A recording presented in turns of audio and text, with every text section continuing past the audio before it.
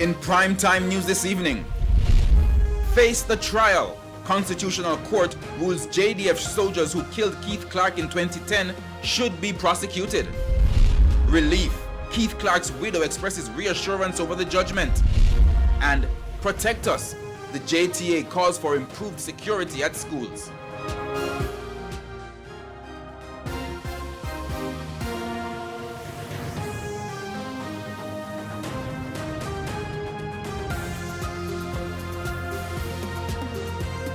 Good evening and welcome to Primetime News, both on air and online at onespotmedia.com. I'm Herman Green. And I'm Janella Precious. Also this evening, the top business stories of the day. Vashon Brown has our preview.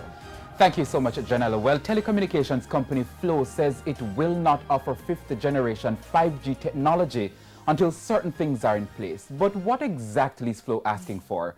Join me later on in the Business Day. Okay, thanks, Vashon. From Vashon, we go to Spencer for what's coming up in sports. Spencer. Thank you very much, Herman. Well, reggae boy Darren Mattox is facing some legal problems in the United States. The national team manager Roy Simpson says he has got the full support of the JFF at this time. We'll tell you more in Primetime Sports later. There's also sports commentary, E-Prime, and weather in this newscast. But before the break, the feedback question. Our question this evening: how do you suggest that politicians can raise the standard of the discourse on the campaign trail leading up to the general election? You can share comments online, facebook.com/Television Jamaica, and tweet us at Television Jam.